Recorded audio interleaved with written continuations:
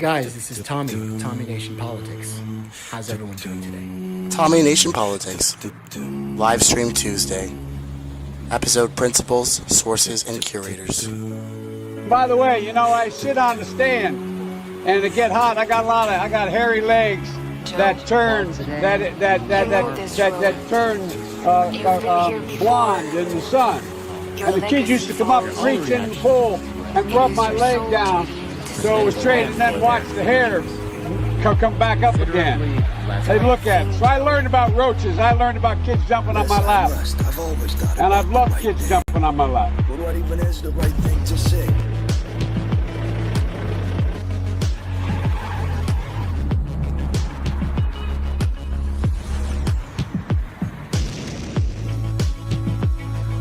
And what was that all about? The past. But people don't care that much now. They're too used to just repeating what others have said. The desegregation, the hearings, they are all behind you now. Take the next exit on the right. On the right.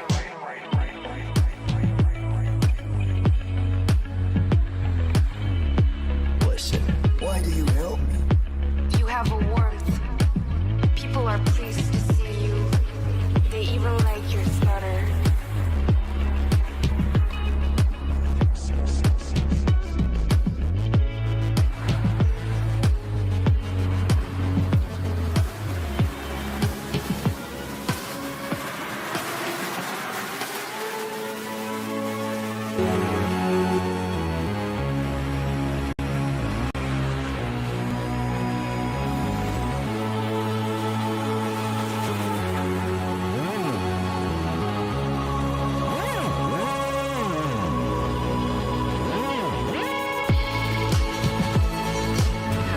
About the Democratic Party. That is the subject of this moment. For generations, the O'Reilly family based in Brooklyn, New York, were mostly Democrats. That's because my ancestors were working people, firefighters, cops. Back then, the Democrats fought to give working people more money. The goal was actually now we have a different situation. While Democrats still promote themselves as friendly to workers, they often pander to big letters. On these posters.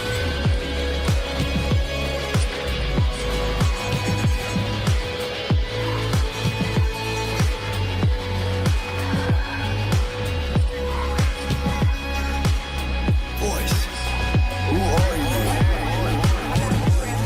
You just press on the gas, Joe. I'm taking care of the wheel. Take me by the tongue, I'll show you. Kiss me by the hand, I know you got the moves like Jagger. You got the moves like Jagger. Like Jagger. Obviously a dodge. Secretary Clinton Moves like does not Jagger, want guys. us to know. But in the mind, free thinking. In the actions, innovation. And the philosophical sense, guys. Open-mindedness to gifts. I give it to you, the people. You want the world? I give you two words. This is Tommy Nation Politics. Welcome to Tommy Nation Tuesday live stream. Hoping to have some curators on right now. Tell me a story. I love stories, guys. I'm a huge fan. Now, I might be a fan of stories, but I'm definitely not a fan of liars. I don't like liars, bro. Something about them, man. You can't trust them. Once they lie to you the first time, how are you going to ever believe them again? You got to have proof, right? And evidence? I wonder if there isn't any. If there isn't any proof, guys, if there isn't any evidence, then there's no really reason, Mr. Anderson, to trust these people. There's no purpose. Purpose that defines us, purpose that drives us, guides us, purpose that defines us. Purpose, Mr. Anderson, purpose. There's no purpose in talking to a liar, guys. Liars lie. And you know what, though? Liars lie. Cheaters cheat. Left is left, And there bro. you have it. Left is left. Be responsible. This lefty's gonna left today, bro. Thanks for joining us. We got some neoliberal shit livery. And don't forget to roast think it. responsibly. So without further ado, free thinking, innovative, and totally open-minded, guys. This is Tommy Nation Politics. Hey guys, this is Tommy with Tommy Nation Politics. How's everyone doing today? Tommy Nation Politics.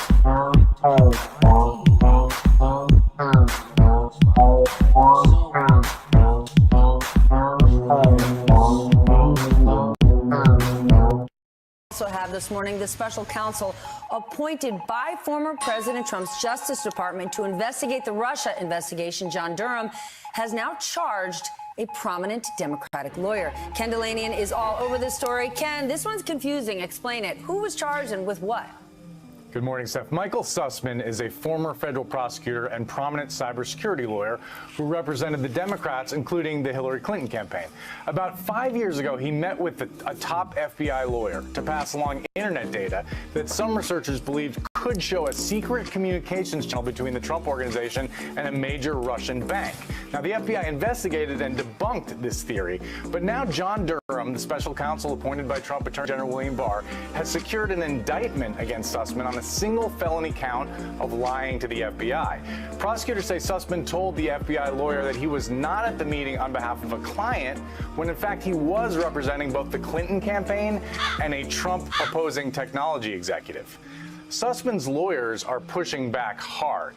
They deny that he was representing Clinton, but they say that even if he was, the lie was not material. That's legal speak for it didn't matter. The FBI was going to investigate this anyway. In a statement to NBC News, they say the case is incredibly thin, based, quote, on an oral statement allegedly made 5 years ago to a single witness that is unrecorded and unobserved by anybody else. And they say the DOJ would ordinarily never bring what they call a baseless case. Now, it's worth noting here, Stephanie, that Sussman's lawyers urged Attorney General Merrick Garland to block this indictment, but he declined to do so.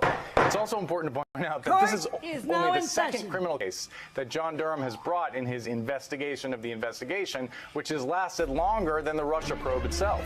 Donald Trump and William Barr promised that Durham would expose huge corruption, but he hasn't done that. He's brought two minor cases against lawyers very few people have heard of.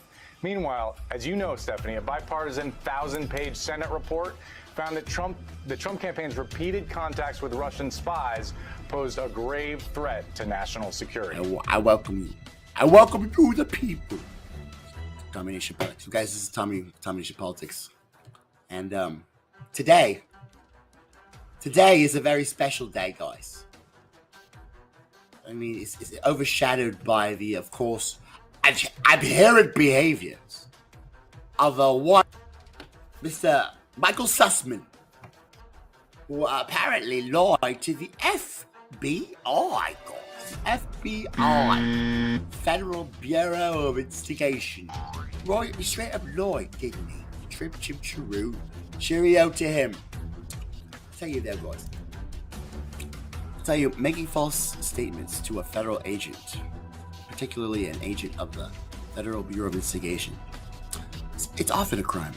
These are agents required to inform you. Anyone questioning that a false statement could result in federal charges. So you know that up front, guys. It's not always a good idea to not be truthful to a narcissistic psychopath. It's not good on your instincts, guys. Even if it turns out to be a bad submission. Always remain silent. Lying, guys. These false statements will necessarily result in criminal charges. Like with most statutes, there are important exceptions for the charge of lying to the FBI. Experienced attorney can advise you if your statements might have put you in legal jeopardy and provide you with a plan to defend yourself. Immaterial lies. Well, it's not material. Lies are material? I thought they were abstract fucking things. You face deep criminal penalties for lying. While you can't be compelled to answer these questions that they ask you, you could face repercussions for not answering truthfully. In some ways, this offense is similar to the crime of perjury. It involves false testimony. An important difference to consider is that perjury involves sworn testimony, where a witness swears else to tell you the truth. The FBI, even though you're not in court and have never been sworn to tell the truth, the violation of U.S. Code 1001, the crime making a false statement governed by 18 Code 001. That crime bill that Joe Biden wrote. Falsities, concealing, tricks, schemes, making any material, false, fictitious, fraudulent statements, or representation thereof, knowingly giving false documents, false evidence, violate the statute. Concealing material violates the statute. He concealed, Michael Sussman, that he worked for the Hillary Clinton campaign. And a great other number of things. Incriminating himself. It's directly a false statement. It's a fraudulent statement. It's a representation of lie. It's a direct lie. It's misrepresenting the truth. Finally, guys, in the nonverbal actions and the aggressive expansion of Russia gating, ultimately, cumulatively seems to be put in the box of false statements, hoaxes, lies. And those lies, guys, lies just give more lies until everybody's lying. And how do you know it's true, guys? How do you know it's true when you're making false statements to the federal agents, the Federal Bureau of Investigation? How do you know things are true when you don't stand with your principles or values? How do you know things are true when there's no justice, there's no peace? It's combination politics. A public service announcement, guys. If you liars, y'all stop lying. Y'all don't gotta lie. Why you always lying? Why you always lying? Every time I turn to see it in, God, you always lying. You're getting real gross. You're fucking real dumb. You're making it hard for me to watch you bitches.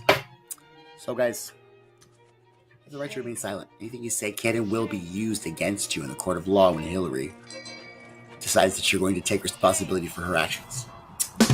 And it's just not going to be something that you guys like, guys. When the karma police arrest Michael Sussman, he's a criminal douchebag, a puppet of the rich. He worked for the Hillary campaign. Hey, my guest today, Indie Left News.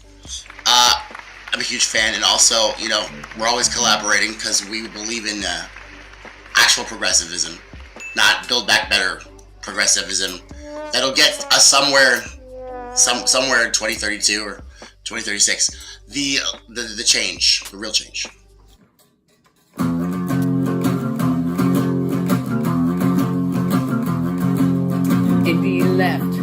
Indie left, news and politics and all the rest. So much to do on the YouTube, so they curate a list for you. Do you want to watch your favorite creator or have a chat on Discord later? Well, you better get hip to Indie Left. IndieLeft.news. How's it going, Indy? How's it going? Oh, it's good to be here, man. I remember I was on the very first Tommy Nation live stream, so it's a pleasure to be back.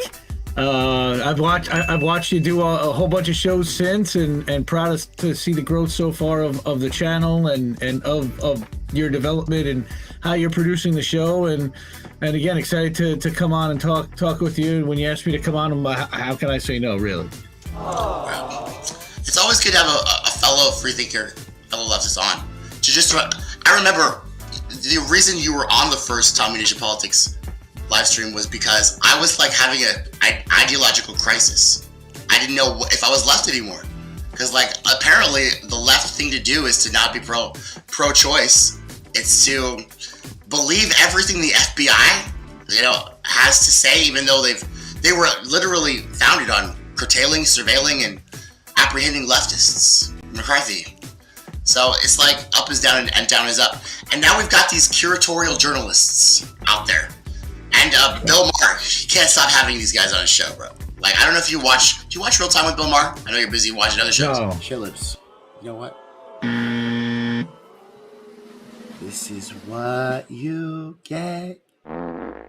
This is what you get when you're dumb as fuck. Direct lies, false statements, false statements, false documents.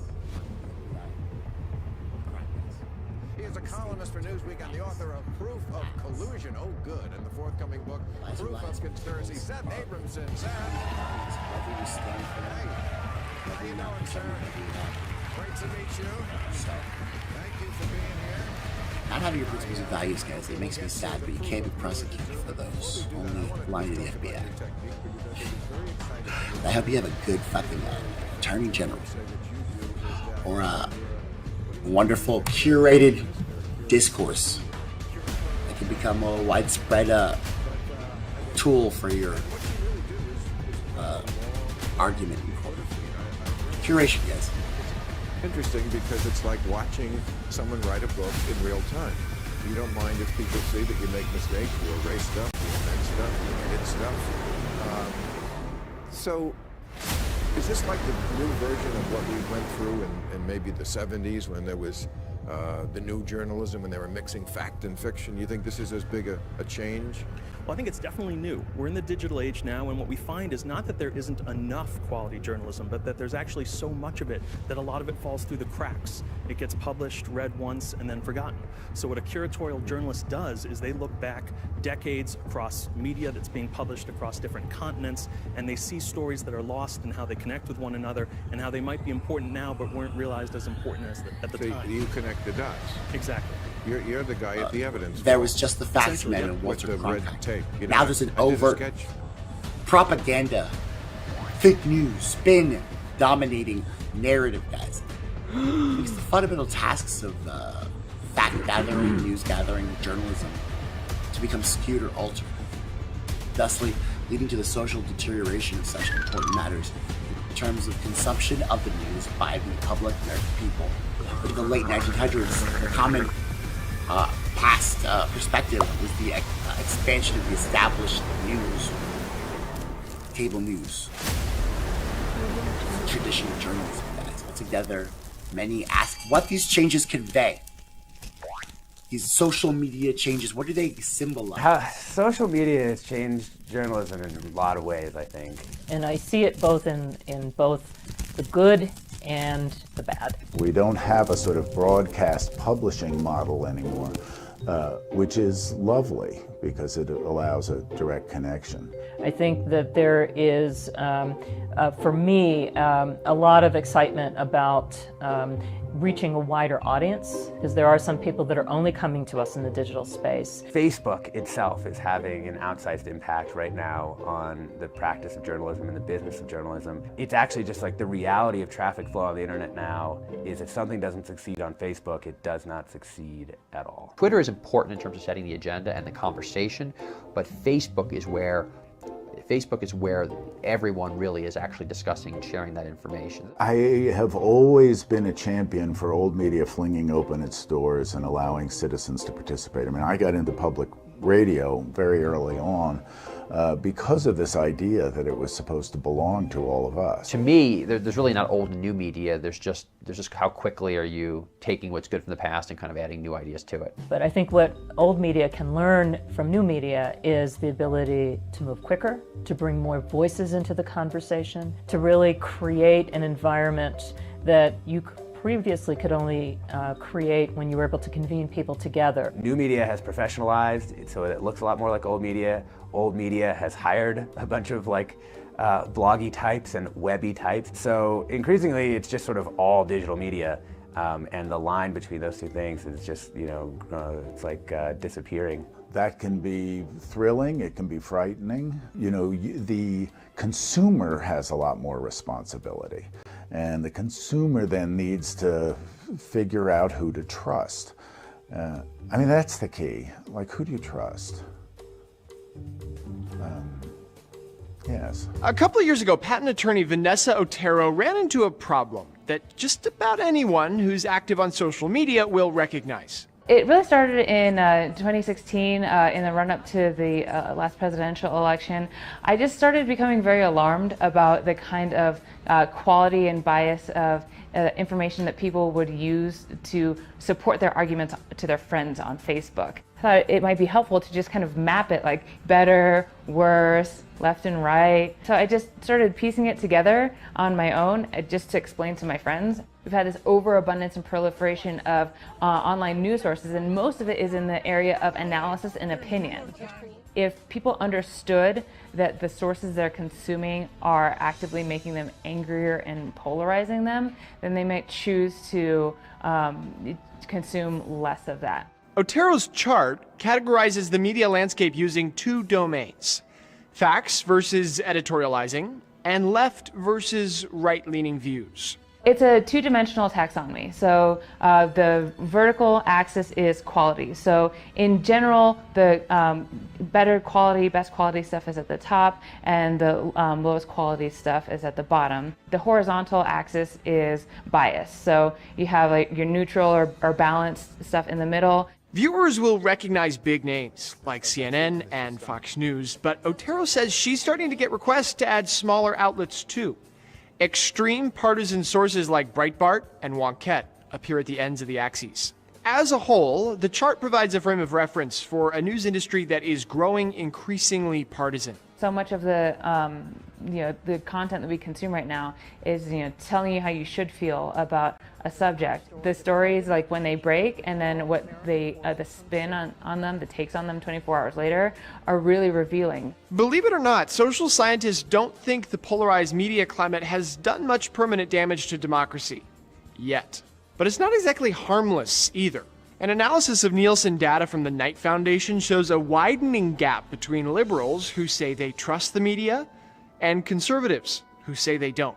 The Pew Research Center finds that the most partisan among us are more likely to be steering the broader political conversation. A comprehensive chart of political media, then, could serve as a sort of guide for those who want to make up their own minds. Or, to hear Otero tell it, what the media bias chart is an anchor.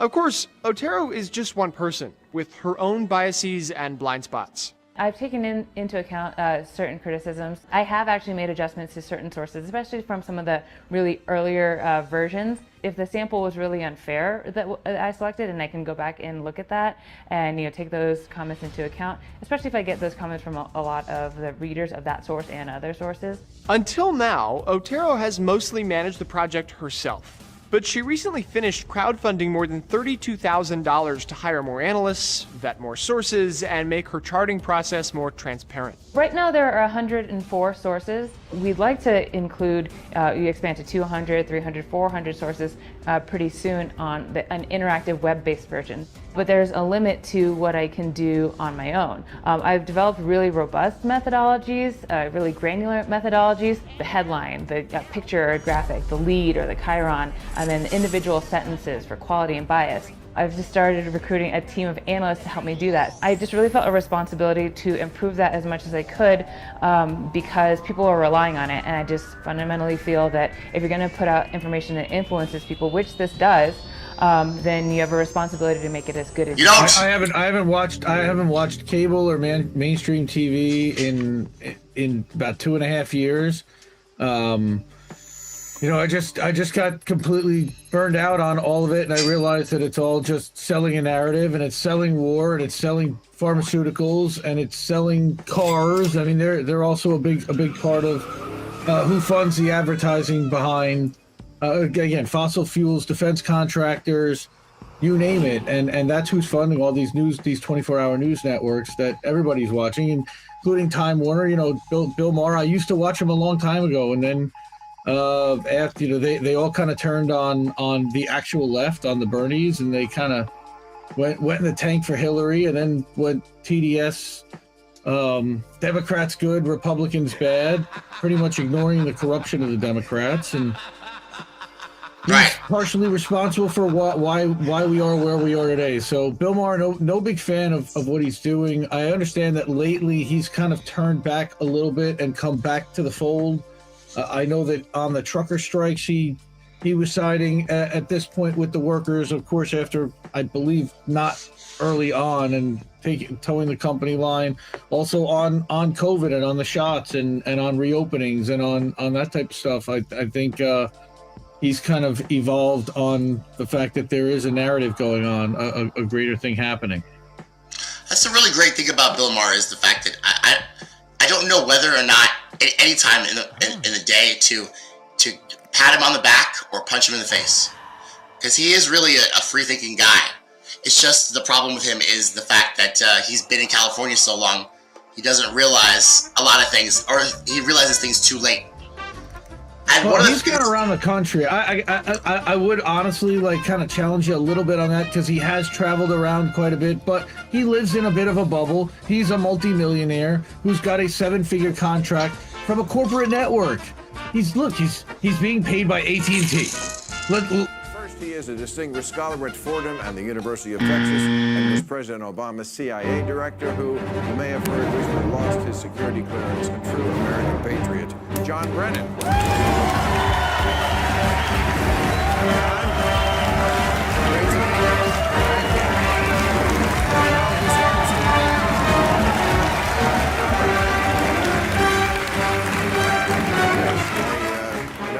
It's an honor to have somebody on my show, but it is an honor to meet you and have you here. And I want people to know, we have this booking game all the time here. This isn't just because of the events of recent weeks. You were scheduled to come here, and I thank you for honoring it. And, some people on the right have accused you of wanting to monetize. That's the argument against you. You're not here to monetize anything, are you, John? No, I'm not. I didn't ask to keep my security clearances. Former directors don't do that. We keep those clearances because sometimes those in government want to be able to avail themselves of our experiences, our expertise, or knowledge about certain issues. So like torture, arming weapons to terrorist cells. This is the first time in 38 years that creating I a haven't power had vacuum in Iraq that created ISIS, and also trying to overturn the 2016 election with Hillary Clinton. That they reaffirmed last year. And the politicization of security clearances, either the granting or the revocation, is a real threat to national Let's call it for what it is. Okay? So who he represented? Amy Klobuchar? Yeah, she wasn't progressive at all. In fact, I don't even know what she was.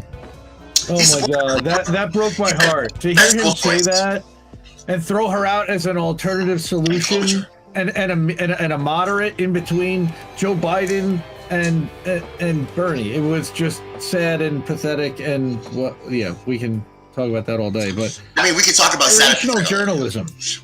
Right. Curational journalism is what I've been focused on, actually. For 2 years now. So I would call what I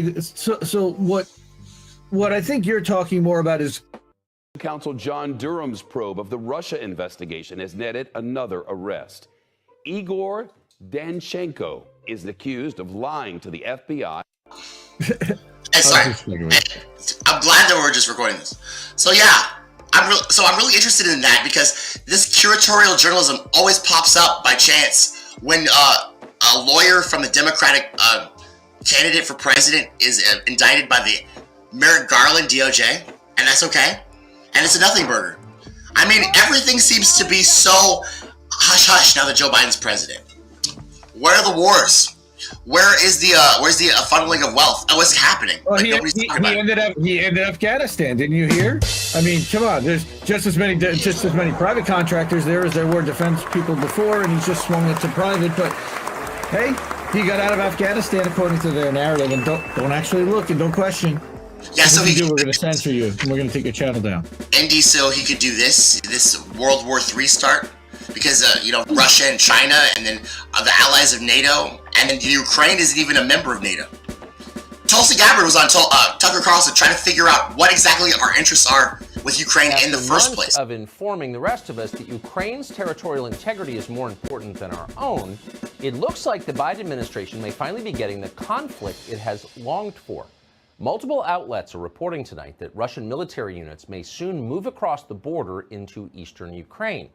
There are a number of credible indications of this, including the fact that Russian ground forces appear to be heading from training areas to assembly points. At the White House, officials have said they expect the Russians to move imminently within days. They've been saying that for quite some time, but this feels a little different, which is why we're bringing it to you tonight. According to Politico, Joe Biden has told fellow NATO members that day could be February 16th. That's next Wednesday. We'll see. In the meantime, at a briefing today, the National Security Advisor, Jake Sullivan, called for American citizens to leave Ukraine right away. We encourage all American citizens who remain in Ukraine to depart immediately. We want to be crystal clear on this point. Any American in Ukraine should leave as soon as possible, and in any event in the next 24 to 48 hours. Could it be that defending Western Europe from Russia is a pretext for other goals? Goals that remain largely hidden from the American public? Again, it is worth asking those questions and then demanding clear and logical answers to them. In fact, it's essential to do that. A lot hangs in the balance. In the current environment, however, it's not easy. Skepticism is immediately denounced as disloyalty. Ask why we ought to fight Putin, and the hyenas on CNN will accuse you of working for Putin. Take it from us. We're going to keep asking anyway. For a rational conversation on this subject, we're honored tonight to be joined by a rational person, the former Democratic Congresswoman from Hawaii, Tulsi Gabbard. Congresswoman, thanks so much for coming on tonight. Thank you. So let's just, and it's hard to know what to believe always now, but let's just stipulate, agree to agree, that it seems likely we could see some conflict between Russia and Ukraine soon. How should we view that? Oh, well, first of all, President Biden could end this crisis and prevent a war with Russia by doing something very simple, guaranteeing that Ukraine will not become a member of NATO. Because if Ukraine became a member of NATO, that would put U.S. and NATO troops directly on the doorstep of Russia, which, as Putin has laid out, would undermine their national security interests. The reality is that it is highly, highly unlikely that Ukraine will ever become a member of NATO anyway. So the question is, why doesn't President Biden and NATO leaders actually just say that and guarantee it? Which begs the question of, why are we in this position then? If the answer to this and preventing this war from happening is very clear as day, and really it just points to one conclusion that I can see, which is they actually want Russia to invade Ukraine. Why would they? Because number one, it gives the Biden administration a clear excuse to go and levy draconian sanctions, which are a modern day siege against Russia and the Russian people. And number two, it cements this Cold War in place. The military-industrial complex is the one that benefits from this. They clearly control the Biden administration. Warmongers on both sides in Washington have been drumming up these tensions. If they get Russia to invade Ukraine, then again, it locks in this new Cold War. The military-industrial complex starts to make a ton of more money than they have been in fighting Al-Qaeda or making weapons for Al-Qaeda. And who pays the price? The American people pay the price. The Ukrainian people pay the price. The Russian people pay the price. It undermines our own national security, but the military-industrial complex that controls so many of our politicians wins, and they run to the bank. You've seen this from both sides as a lawmaker and a member of our armed forces, so I think you've got a credible view on this. I just have to ask, they've been telling us with increasing hysteria, Wendy Sherman and Jake Sullivan and the president himself, that the threat here is to Western Europe, that Vladimir Putin has aims on our allies in Western Europe. Why don't the Europeans seem as afraid as our leaders are, if that's true? I think that is a legitimate question that no one in the Biden administration or the NATO leadership has responded to in any way.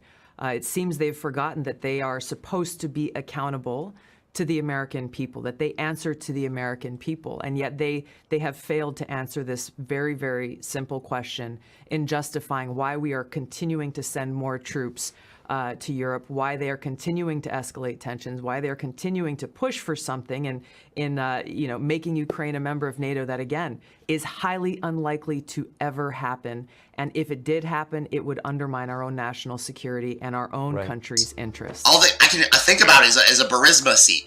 and an energy board. Other than that, what else? Like, for real? It's actually taking over proximity, and it's going right to Russia's border. First of all, it's moving NATO eastward. It's abandoning a pledge that we made to the world and to other NATO country members that we were going to stop at Germany. And we are actually, in a way, the aggressor. Now, has Ukraine come to the United States in the past and said, we want to be a part of you? Well, yeah, because we destabilized their country with neo-Nazis and the Azov rebellion and battalion that's now coming back. And they've had a history of white supremacy and neo-Nazi type of principles. And we just sent them a ton of weapons and a ton of money. And it's a big concern. That's what we do. Every second. And that's in the name of quote unquote fighting Russia. I know. Okay. The democratically elected Zelensky, who wants to make the other part of all of this is that nobody's really talking about is that there's a pipeline involved. Yes. Right? There's a gas pipeline, the Nord Stream 2, that's going to go between Russia and Germany and potentially fuel a lot of natural gas to Europe and especially Germany. And the Germans had been pretty quiet about it until very recently, and now they just came out and they've now claimed that they're against Russia invading Ukraine, except that everybody knows Russia's not actually going to invade Ukraine, or at least people who are paying attention outside the U.S. bubble. What's actually probably going to happen is the false flag that, similar to what happened in Syria, similar to what happened in several countries, we warn about an event that's going to happen. It's going to happen. It's going to happen. Okay, so everybody looks around and goes, wait, no, we're not doing that. Completely right. But also this layer. Remember George W. Bush was one of the most unpopular presidents because he was, trying to convert a gay marriage amendment. He was all over the place. He was controversial. And all of a sudden 9/11 happened, and then he just used that as a way to rally everyone into Iraq. So Joe Biden is literally, his unapproval ratings in the toilet. Every single metric that I've gotten a hold of, it's worse than Trump. Worse than Trump economically, worse than Trump in the popularity, worse than Trump when it comes to actually accomplishing anything, because Trump did the Trump tax cuts. This guy signed a COVID bill. That's it. And his new Build Back Better Act, that there ain't going to be no bill, Nancy Pelosi said. Turns out, bipartisan bill. And, that's not helping the American people. So, basically. The child tax credit was awesome. I'm a parent, so let me tell you. That actually did materially help people. The $1,200 or the $1,400 that he gave out, that's the other big thing that they can point to. They did raise, honestly, he raised the federal minimum. Look, you got to call it for what it is. They actually did they raised the federal minimum wage to $15 an hour, even though that's not for federal employees. Yes, he raised it for federal employees. That's still hundreds of thousands. Now, the national federal minimum wage has to be raised by Congress, but for all federal employees, that could be set by the president. So he actually raised that and gave hundreds of thousands of people a substantial raise this year. That actually did happen. So again, did he do nothing? He did very minimal. Let's put it that way. And he didn't deliver on any of his major campaign promises, including having Congress deliver a $15 minimum wage with both houses that he said, if you promise me and send it to my desk. They haven't sent him a $15 minimum wage to his desk to sign. I'm going to be a little bit meaner than you are. I feel like these executive orders are nothing but virtue signals that keep people believing that the Democratic Party is going to actually give a shit about these issues that they don't give a shit about. And in the meantime, help a few people. But by the way, they're always fighting over the debt ceiling and they're always fighting over a government shutdown. So people are always furloughed and treated like shit. So except there's one executive order that he could execute that would have the biggest impact in the history of the country, and that's that he could cancel all student debt with the signature of a pen. $1.5 trillion. Okay, that's the thing that he could do, and it makes everybody who's already paid off their student debt angry. And that's something that he can materially do with an executive action. He could also take cannabis off the Schedule 1 classification for drugs and allow it to be studied and allow people not to have to go to prison. There are things that can be done with executive orders, man. I know. What? It's clear Joe Biden does not like marijuana. He said it was a poor man's drug. He's got like a long list of shit talking about marijuana. I think the guy needs to fucking chill in a different way. He's in the basement all the time. But but you see my point? He's so unpopular. And the Trump's gonna run again? Who knows? The Democratic Party during the midterms. What's your prediction on that? I mean, doesn't that lead you to World War III? As Mr. T famously said in Rocky III, what's your prediction for the fight? Pain. It's not going to be pretty. Democrats are going to get wiped out. You've got 30 Democrats that are either retiring or going to be running for Senate or gubernatorial seats or local seats back home. They see the writing on the wall. They see the anger that's out there. They have not delivered for the people on most of the major agenda. The right wing has been coming at them hard. The cultural stuff is not working like it used to. And they've pissed off a lot of their base because they haven't delivered on the promises, so they're not getting people whipped up. I mean, you can see it in the lack of enthusiasm out there, at least that I can sense. And maybe I'm sitting in a bubble at this point in independent media, and I can acknowledge and concede that. I mean, I could be sitting in that bubble because people call me a nutcase all the time when I'm talking about how these two parties don't do anything. They kick the can down the road, so there's no more road. Then I ask them straight to the face, what exactly have they progressed? I mean, $770 billion defense budget. We're still billions of dollars in relief. Billions of dollars in relief for Ukraine. Billions of dollars in relief for Israel. Billions of dollars in relief for opposing Venezuela, putting sanctions on Venezuela, putting sanctions on Cuba back again, putting sanctions all over the world, and now talking about putting sanctions against Russia. Now, we've got sanctions currently against Iran, and we're talking about getting back into the nuclear deal. But even the way that they've talked about that is coming from such an arrogant perspective, considering that we're the ones that broke the deal in the first place. Right. And we're acting like they should be begging us to come back to the table, which is hilarious and pathetic.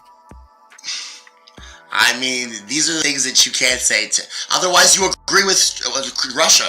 Otherwise, what do you say about Tulsi Gabbard, Assad? I mean... Yeah, well, again, I'm not the biggest fan of Tulsi either. She does say it straight. I think that she's got some kind of a base or some kind of an agenda that she's trying to cultivate also. And again, she's an American. She's served the country. She's also been she also has taken a ton of corporate money in the past as well. She's not exactly the squeaky clean candidate that everybody makes her out to be. And no, none of them are at this point. You don't ascend to a U.S. congressperson without it. I can't find so those are all things that are true, of course, but I can't remember the primaries. Remember when Bloomberg took out a $100 million ad, not on Bernie Sanders, but on us, on us. Just like he took out stop and frisk on the New York people. That's the kind of person Bloomberg is. He gave $96,000 to Joe Biden during the COVID pandemic. So obviously Joe Biden's delivered on that, and nothing's fundamentally changed. So I asked Nico House this. I'm like, so what is actually the point of action to do now? Especially now that they're attacking, like Glenn Greenwald said, their new religion is censorship. That's tough shit. That's tough shit, bro. Banned, censored. But they did how about Hunter Biden's laptop? They were wrong about it. They thought it was hacked. It wasn't. They still censored it. So it doesn't matter. So the point of action of that, I think that's you, right? Well, we've got to get outside their ecosystems and find alternate platforms to be on so that people will get the message, regardless of whether they're trying to censor you off of one platform or two or three, so that there are ecosystems that are popping up. There are secure peer-to-peer platforms and applications that you can have on your mobile phone that so people can still subscribe and can still get access to your content, even if the major platforms and the corporate-owned platforms are taken over. Then the other big thing is figuring out a way to potentially self-host and then use the major platforms to run commercials effectively, to run clips from your show, and let them come to your platform, your self-hosted platform, to catch the live stream and to catch exclusive premium content. I think that's where we go with it. I mean, I think you're right. The question is, are the American people entertained? It's funny because they're talking about the fallen Rome. No, they're not. You have to mix in. You got to mix in some entertainment. You got to mix in some popular culture. You got to mix in some Reddit cringe. Again, I think that's, and you have to edit it, and it's got to be interesting, and it's got to move fast because everybody's ADD and everybody is distracted and being pulled in 1,000 directions. They got notifications on their phone every 30 seconds. Yeah. So, I mean, and now, they're surveilling our data, using that against us. But there seems to be a guy who can get a lot of attention, and he's very popular because he agreed with the same narrative. This guy, Seth Abrams. And now, guys, let me tell you, this guy has crossed my radar, and now I find him so interesting because, I talked to you about this because you're a curatorial journalist. So I wanted to know exactly what's going on with that stuff. This guy writes Twitter threads. And we know some stuff about him now, but check out my first impression about this guy. He was on the Bill Maher show, and see how much he agrees with Bill Maher about everything that has to do with Trump being a threat to democracy, guys. Like this guy, he's on the full tank of Russia, and this is part of, guys. Just keep in mind, now we're literally in tensions with Russia. We're chasing off their submarines. We're not talking diplomacy. We're talking direct action that'll shake and whatever. What did Trump say? Fire and fury. We're right back to the warmongering, guys, because of this narrative, guys. This narrative that stuck with Trump for 4 years. So don't think it wasn't damaging, guys. It was damage to our country. Author of proof of collusion. Oh, good. Conspiracy. Abramson. Hey. How you doing, sir? Great to meet you. Thank you for being here. I hope we will get to the proof of collusion soon, but before we do that, I want to just about your technique, because I think it's very when there's a new literary event, and I would say what you do is that. I mean, you're what is the word you use? A curatologist or a curatology or curatorial journalist? I can't get that, but I get close. And what you really do is put out a long Twitter feed. I've read it, and it's interesting because it's like watching someone write a book in real time.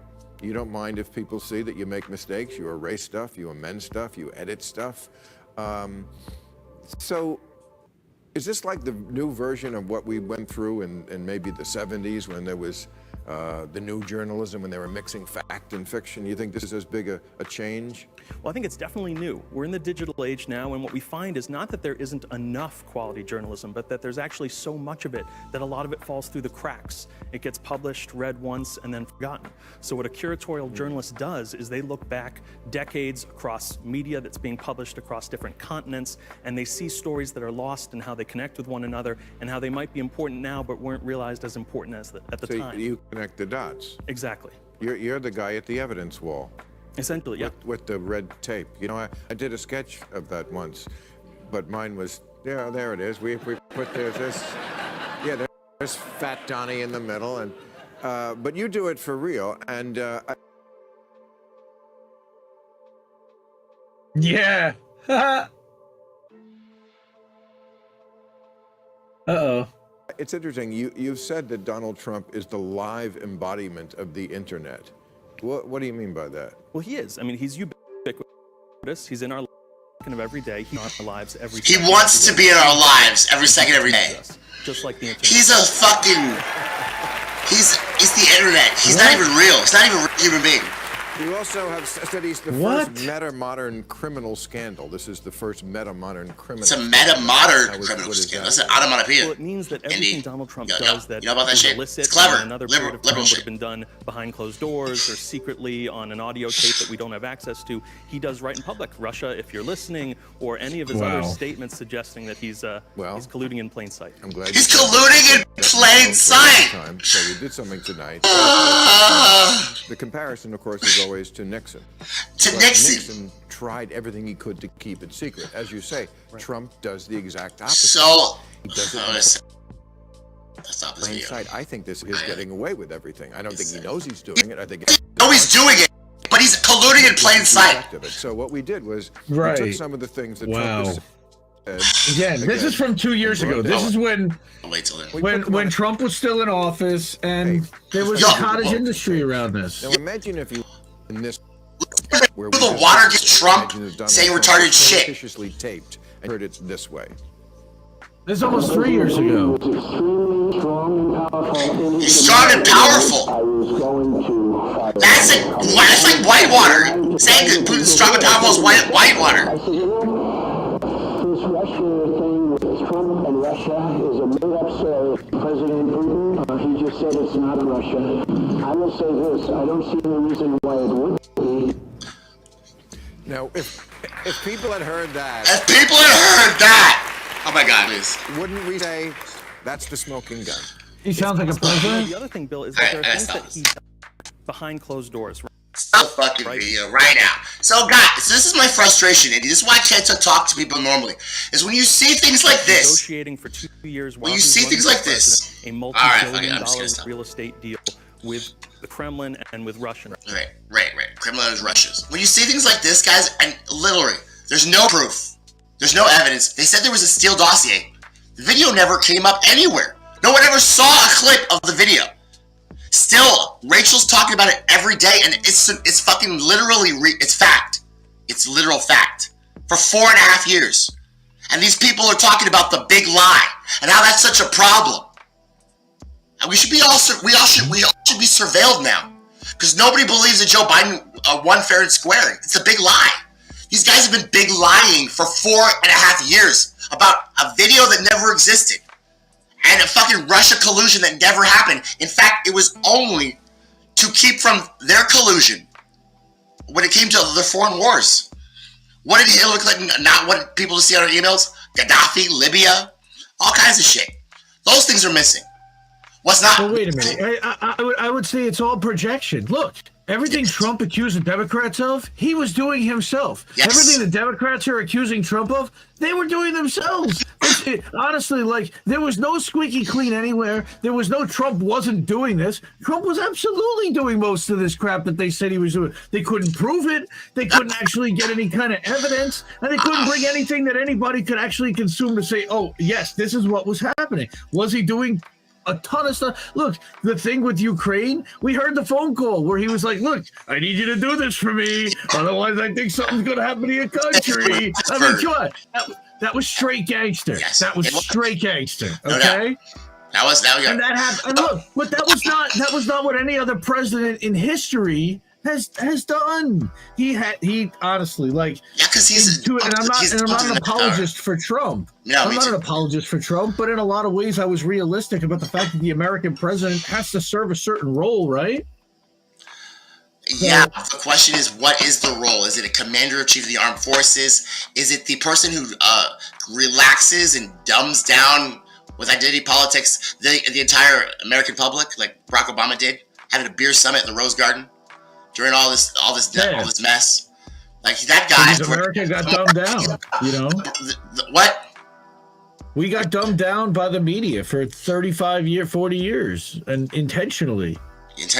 Turned into meat with eyes, as my friend Louis Black once called it. Meat with eyes. That's what the networks want you to be. Well, what's that? Meat with eyes. What's that? That sounds interesting. Like, literally, just sit there and watch, have eyeballs, be smart, and as George Carlin said, be smart enough to run the machines, but dumb enough to not realize that you're being screwed over and that they're running away with all the profit from your productivity. Seth Abrams, a shitlib neoliberal, He's going to tell you what the proof of collusion conveys. He is a columnist for Newsweek and the author of Proof of Collusion. Oh, good. And the forthcoming book, Proof of Conspiracy. Seth Abramson. Seth.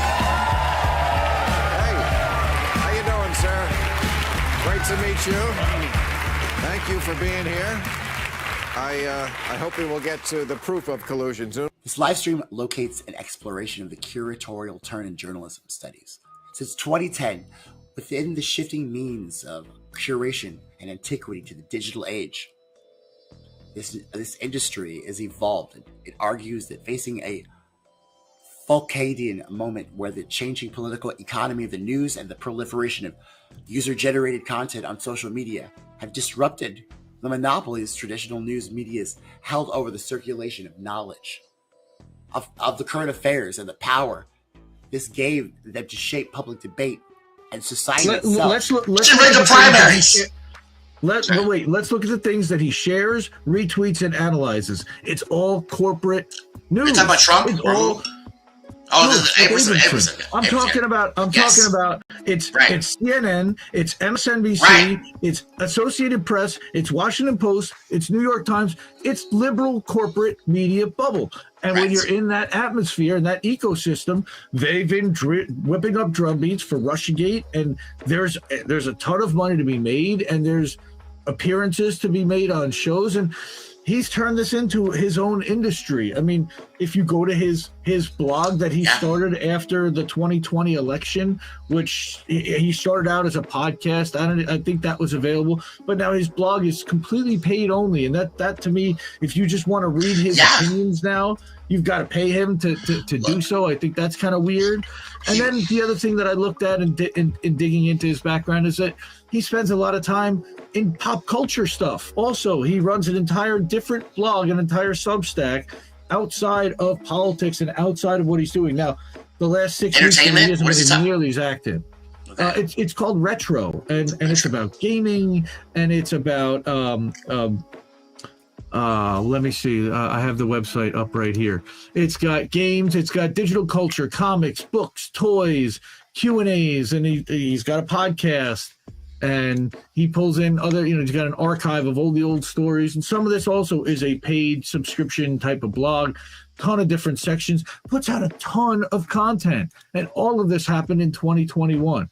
So he's a busy boy. How the heck is he spending all this time doing the research to read all the articles, to then read and hear what everybody else out there is saying? He looks at certain things now. As a former attorney, he's giving his interpretation. And for whatever reason, because it fits the narrative that corporate media wants, they elevate and amplify his message. And that's what's happening here. And you only get promoted and elevated if you promote and if you spew certain messages. So it's not terribly surprising that he's got a big following. He's a quote unquote, he's a New York Times bestseller, so okay. So, this guy, they've New York Times bestseller. They've assembled a profile on this guy, effectively. I know they have. So that and Bill Maher's pimped him out to all the cool liberals in California. Oh, you're like a book, but with social media, and you're like a blog, but you're really like a book. You're so cool. I smoke weed. I'm Bill Maher. I learned my lesson from speaking out against the establishment. Now I support Klobuchar. So yes, that's the safe little zone there to be in. But except for the life of me, Andy, I can't understand how anybody, you've got it all. It's CNN, MSNBC. Why do you want to have a paid blog guy do this? And you make more money saying the same things? Because they have to tap into new media. They're way behind the curve. Okay, what they realize is, especially during pandemic, they've lost their audience, these guys, in so many ways. That's why they've taken over YouTube, because they realized that's where everybody ran to the minute pandemic started. Their ratings started there. Chris Cuomo talking to his brother from the basement and joking about mom's spaghetti. That lasted about a month, 2 months, and everybody was over that crap. And then they started watching live streams, and they started watching clips on YouTube, and you saw a complete shift, and they started watching a ton of stuff on Facebook.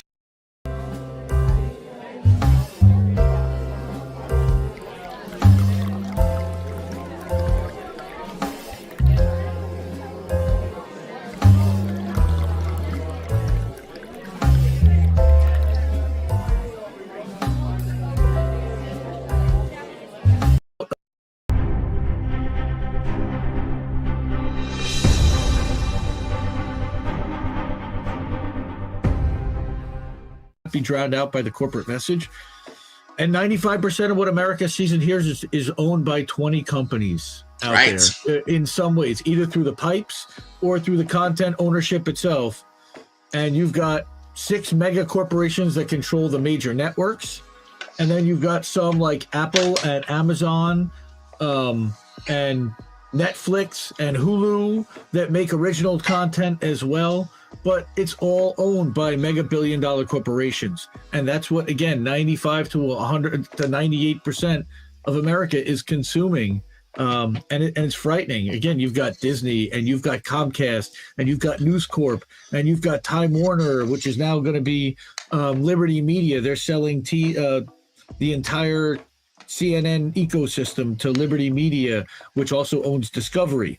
Then you've also got, and then you've also, again, I don't know if I mentioned Disney, Comcast, NBC. They're super important. They have the View. They have the View. So that's Disney. Disney has the View. Yeah, Disney has the View. They have ABC News and the View, right? Yep. So, do you know what happened to Barbara Walters? Is she alive still? What happened? She's still alive. I think they only wheel her out once or twice a year to do specials. You know, she's a legend and past her prime and older, and everybody, you know, it brings the ratings when they bring her out, but they don't. I don't think they do it too often. I have not heard her say words in the longest time. I think the last time was like Sarah Palin. She's literally like, and I always hear like when Whoopi Goldberg was suspended, Barbara Walters didn't want this kind of culture at the View. Well, bitch, where is she? Why isn't she talking for herself? She's a journalist. What do you think about that? I feel like I'm a conspiracy theorist because of what's happening with the censorship. Bro, I feel like it started a long time ago. It started with Rose McGowan. Then it worked its way up. It's worked its way up to even the highest powers, to the point where these guys can lie about 4.5 years of Russiagate, something that Michael Sussman lied about, straight from Hillary Clinton, and then they could call that lie a material lie, which apparently means it means nothing or doesn't have any effect because Hillary Clinton has immunity, and then we go back to fighting each other's teams again. When, like, in reality, we need to learn the lesson, the fact that these guys lied for 4.5 years. I don't understand it. People literally believed it, and they still believe it to this day. Well, the thing is that I think that there are lies that are wrapped in truth, so they can always point to the partial truth that's in there and say, well, there was this. And that's the way that they hook you. How many indictments actually did come out of this? They ended up sending Manafort to jail, and they found that Manafort... Look, how was Manafort working for the Trump campaign as a campaign manager for free? You're right. That's a good question. When he owed a $10 million debt, when he owed a $10 million debt to a Russian oligarch, and that's fact. I mean, that's out there. When he was in bed with Roger Stone, who was obsessed with destabilizing the entire country and destabilizing the government. And I don't think that's his mantra. I'm obsessed with all this. What is he trying to do? Like, you know, Charlie Kirk, he's trying to save America from the Bibleless atheists. What is Roger Stone trying to do? He's just a hatchet man, right? Is he just a hatchet man? That's a good question, but Roger Stone has been trying to destabilize elections and control the electoral process for more than 20 years. Look, he was involved back in the 2000 election. He was the one that organized the Brooks Brothers Brigade back in Florida. He's got Nixon tattooed on his back, this guy. He's a hardcore. Look, he wants to make sure that Republicans win every single election from here to the end of time, whether they have to lie, cheat, steal, or win. And why doesn't he just go to Hillary Clinton for all this stuff? I was going to say, there are people on the Democratic side that do that the same way, and I'm sure that every Republican that heard this was screaming, but the Democrats do it too. Yes, they do, but that doesn't mean that Roger Stone still isn't guilty to his core. You're right. So that's true. I mean, that's a good strong argument. There's just no good people anywhere, honestly. Yes, you're right. You're completely right about that. When you elevate to that level, they're all compromised. They're all corrupted. So they're all multimillionaires. What's the solution to that? Besides getting money out of politics, are we still trying to get money out of politics? Hopefully. Well, we have to get money out of politics. That's the only Every way. other country managed to get money out of politics, but we managed to not. And what about Russia? It's killing us. What about Russia? Have they got money out of politics? Have they got money out of politics? They're laughing at our sanctions already. They're making us look like, they're making our president look like a fucking impotent loser every day. I mean, this guy already had it. Loser too. They made Trump look like an impotent loser too. Trump just looked like a guy that was trying to make, like, literally, okay, so we have this disagreement about how I think these guys are insane. They're believing things that aren't founded in any facts at all, like Russiagate. So this whole time, I'm like, are you guys fucking insane? Trump just said, I think Putin's strong. He's an idiot. He thinks Putin's strong. I don't really care. These guys literally thought that Donald Trump was a mastermind. He didn't even write his own book. I mean, the layers of the lie, bro, that they told during this whole Russiagate thing. Peter by Russian hookers. He's a mastermind that works with the Kremlin. Woven into all of that is just like, first of all, libel. But he's not suing them. They're literally suing his ass off. Yes, you're right. He's a no good crook. The reason why he doesn't want to show his tax returns is because he's laundered money, for sure, for goddamn sure. And he lost all his fucking fortune in Atlantic City because he's a horrible businessman. He is. But he was willing to go up against the most laundering president candidate of all time. And you don't think they're going to do that again? Because that's what they like. How many casinos have ever lost money? It was a laundering operation. The whole thing was a laundering operation. I'm just trying to be nice. You're right, though. It probably was, bro. But I mean, so, and then what? And then? It's just like the Sandy Berger caper, bro, when he stole classified documents for the Clintons. These guys don't ever get any consequences. And that's what happens when you have... Wait a minute. Did you hear the story that came out this week that actually they found stuff in that somebody was trying to flush classified top secret documents down the fucking toilet? Come on, man. Yeah. Come on, man. That's funny. That's funny. Or why do they all want Diet Cokes and they get people in military uniforms to get it for them? So when it feels so special. These people are narcissists, psychopaths. So like every time I hear stuff like this, that's all I can say. And they're trying to tape it back together. They claim because it was destroyed. All right, because it was a destroyed presidential record. They're trying to actually literally get people to tape these things back together, dry them out, and tape them back together. So so Andy, serious question, and we're gonna end on this, but like I'm glad I'm talking to you, bro, because you're real. But who do you think really did the most damage to our national security? Who do you think our image around the world? Was it Donald Trump or was it Hillary Clinton? I would not say it was Hillary Clinton because she was never even president. Okay. She did. Okay.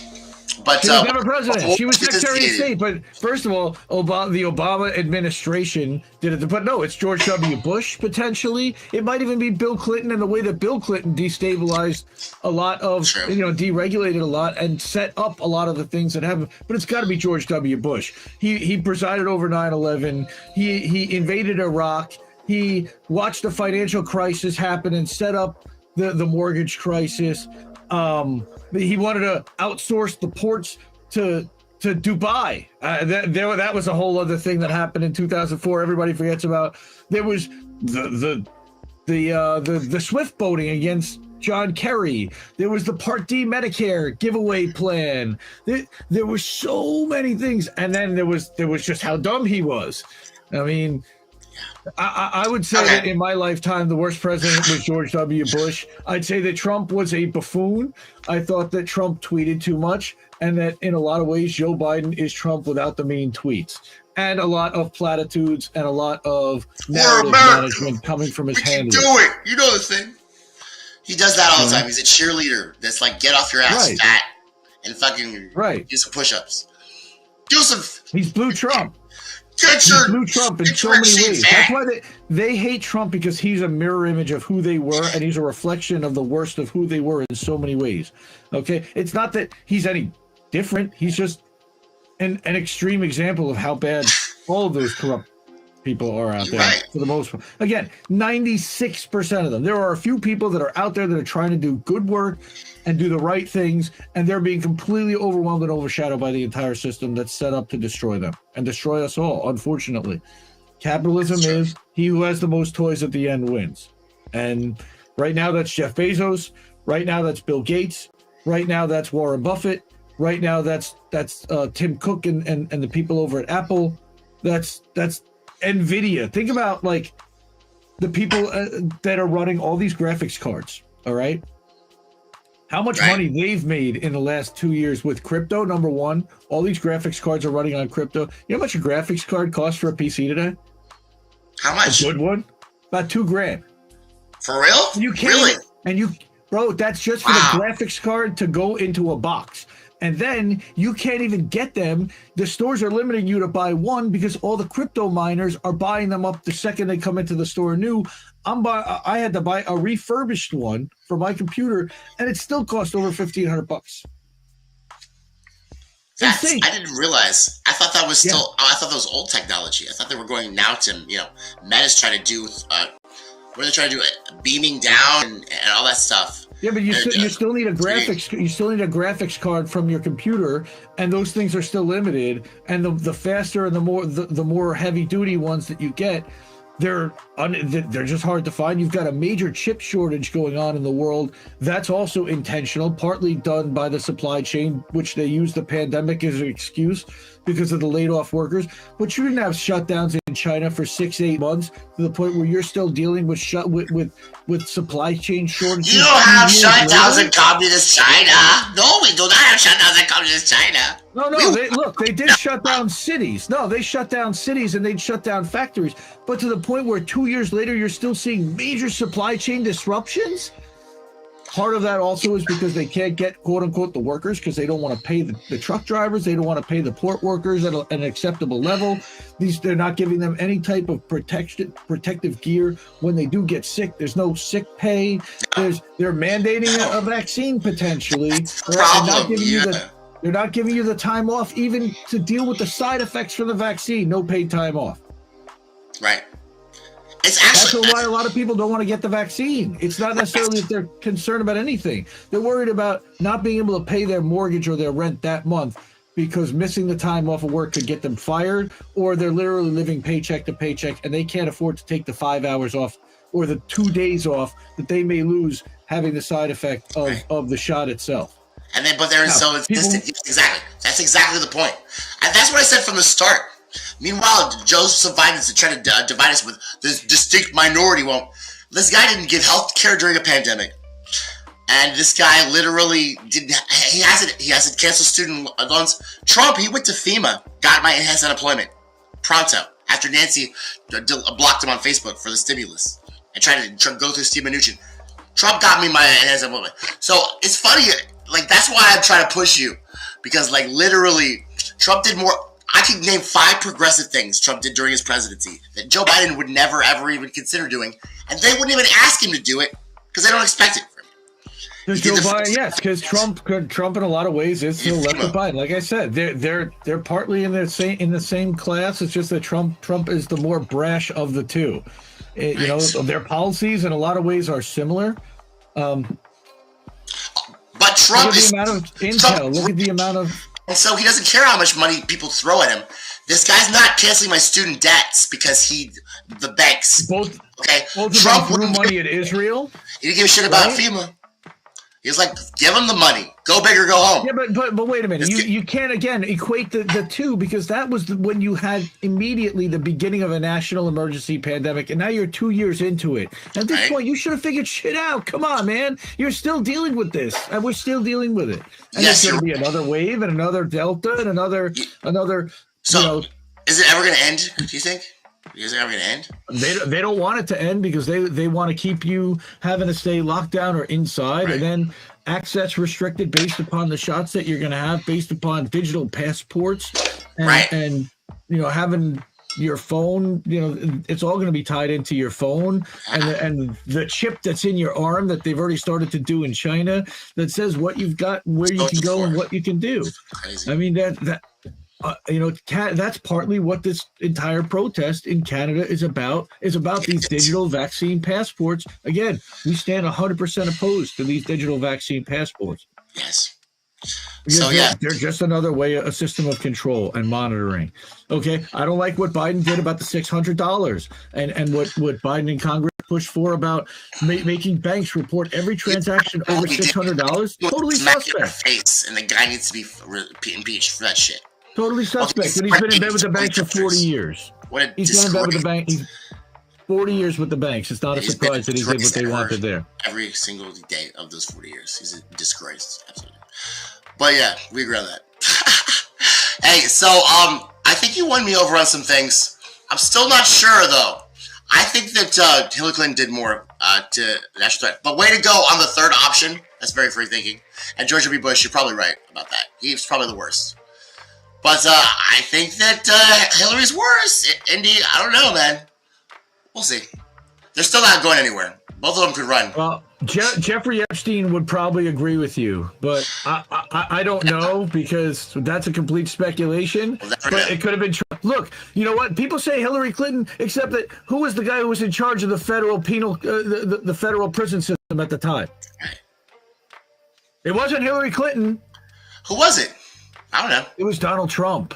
Was it? He was president. Oh, you're right. He was president. When Epstein was in jail. He oversaw the prison. It happened when Trump was president, not when Clinton was anywhere near in control of power. Now, does he have a pipeline to Trump? Did they secretly talk behind the scenes? Was this all part of a shell game to begin with? And look, Pied Piper strategy. She elevated him. Their kids know each other. Right. Could Chelsea back channel to Ivanka? I mean, look, you're telling me none of this stuff happens? This is an entire world we know nothing about and visibility that they don't want us to have for this exact reason. Exactly. It's because, it's got to be kept secret. So, and again, they go to each other's weddings. Guy Lane was also at Chelsea Clinton's wedding, I believe, right? Just like Donald Trump was. Hey, they were all there. One big happy family. You gotta release the names because the media really wants her to. Apparently, like they really do. So now it feels a little weird because at first I was like, "Oh, she's gonna die." Well, wait a minute. The media, who in the media wants her to? Everybody wants her to. Oh, is she gonna name names? The judge's decision. It's the judge's decision. She's gonna name the names. That's the document. Name the names. The people who actually control things don't want her to say anything, Tommy. They don't want her to say anything, and they're the ones. They'll just cut the feed. Come on. we're gonna name. What's who's the next scapegoat that's gonna be sacrificed in this neoliberal policy fucking affair? Who's the next one? You know what? Who's gonna mention is gonna be the guy who's gonna fall, like Michael Sussman. It could be Joe. Honestly, it could be Joe. I believe Joe. You really think so? You think they just feed him to the wolves like hyenas? I think that they've been setting up. I think they've been setting up for years to have Kamala run in 2024 with potentially, and it may not even be Kamala because now Joe's going to get to a point. Joe's going to get to a point of Supreme Court justice, and he said he's going to name an African-American woman to the Supreme Court. Is that correct? I don't care. Every time I hear that shit, I just vomit. But if he's going to, if he appoints her, then he gets a new choice to appoint. Oh my God! You think you really think he would? Hillary Clinton, Kamala Harris, Hillary Clinton, Supreme Court justice. Wow, that's ultimate power. You're a little girl that has ultimate power. That was me. But wait, not even that. But who slides into the VP slot in Kamala's spot? Who? Hillary Clinton! No! Wait, who? Was I right? You just did the math. Okay, so now they push Joe out and he resigns because things are getting too hot for him. He hasn't handled COVID well. The economy's in the tank, and all of a sudden now Hillary gets to pick a Veep. Wow, bro. Eddie, that is some shit. That's a good theory. That's like 10 times better than any Russia Steele dossier, bro. See, and I'm not the only one. I'm not the first one or the only one to come up with this. This is it makes sense. Widely been speculated for a while. It's complete conspiracy. I have no evidence to suggest otherwise. This is wild speculation of what could potentially happen. However, is this completely plausible and could it play out like this? Yeah, it kind of easily could, because you know that both sides of Congress would fall over themselves. Now, what you're going to have that's going to happen. Now, it's got to happen this year because the Dems are going to lose the House, right? You think so? He's going to get, oh, there's no doubt they're going to lose the House. But he's going to get to appoint a Supreme Court justice this year, okay? And that may also mean that he gets to appoint a new vice president this year if he decides to make his vice president and a confirmed Supreme Court justice. I don't think that somebody can serve as both roles. So therefore, you would have a vacancy. And they would need to appoint, and that would be approved by the Senate, I believe, or both houses of Congress. Again, you've got to do that before January 4th of next year when the Republicans are going to take over the House. So think about the timeline and how quickly all this is going to have to happen. Man. It's going to be a fun year.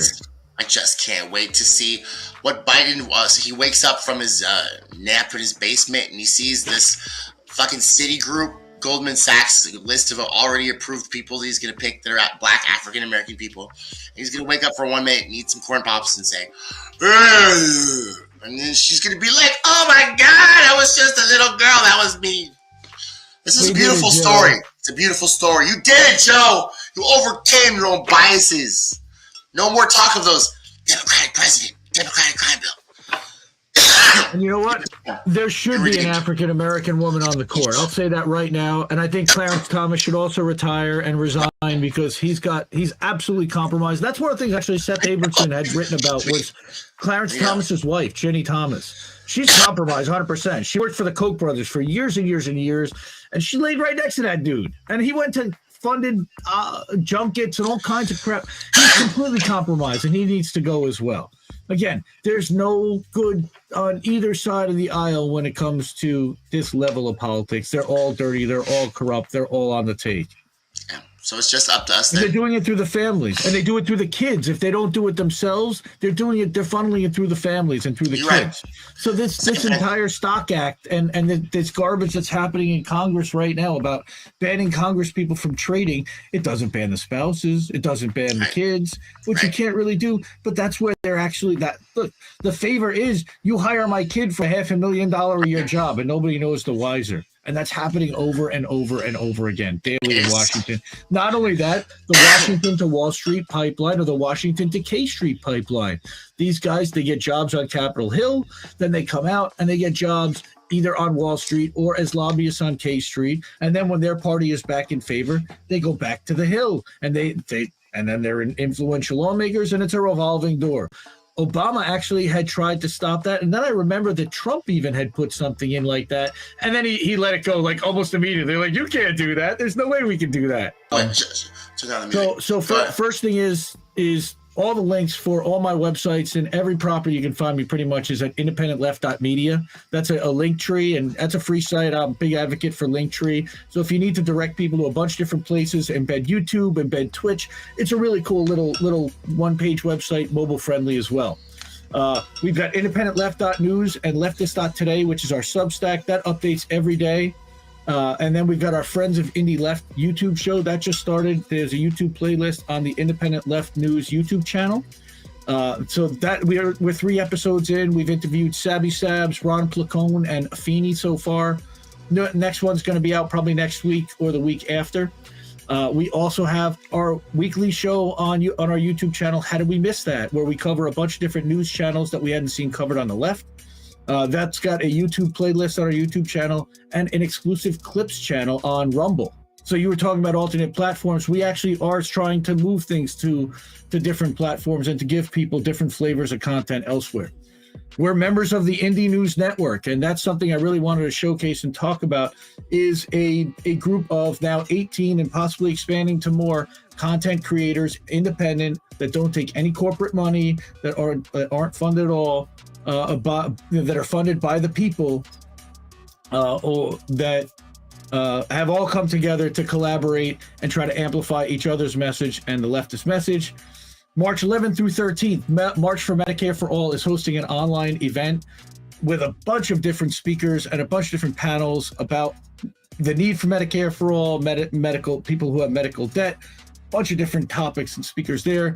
And then I know that you were on the Action for Assange late last year, Tommy. The Action for Assange, Misty is organizing an anniversary event in Washington, D.C. April 10th through April 12th. This is in partnership, in conjunction with the End the Damn Wars group. And they're going to be protesting in front of, I believe, either the State Department or the Justice Department. And that's honoring the 3-year anniversary of when Julian Assange was taken from the Ecuadorian embassy and put in Belmarsh prison. So I know it's a lot of stuff. I'm sorry for taking a long time, but I got a lot of stuff. And there's even more to plug than that, but that's where I'm going to stop for tonight. Hey, way to be a curatorial journalist. I learned something new. Guys, always remember to be free-thinking, innovative, and open-minded. And trust your feelings. Trust your evidence. Make sure there's sources cited, guys. Got sources, ND Left News. Might not have any CNN, just so you all know. But this was the episode, guys. And all those, by the way, Assange, very important. Y'all should definitely watch the vigil. I agree. Anything else you wanted to say before we close it up, or what? Free Julian Assange, support independent media. Again, I showcase and amplify over 150 outlets, independent content creators. They're doing YouTube, they're doing podcasts, they're doing Substacks, they're challenging narratives, they're questioning the system. They all need to be supported, though. And unfortunately, $5, you know, everybody needs $5. That's the problem. And there's only so much to go around, so many content creators to support. But support the 3, 4, 5 that you really like and enjoy the most, and actually need the money where it's going to impact them, and they need to grow. I'm a big fan of supporting up and coming and growing channels and growing with them. And again, I'm excited to see what you've done so far, and I'm going to continue to watch. And I thank you for having me on again, and I look forward to doing this again with you soon. Yes, always, bro. Guys, remember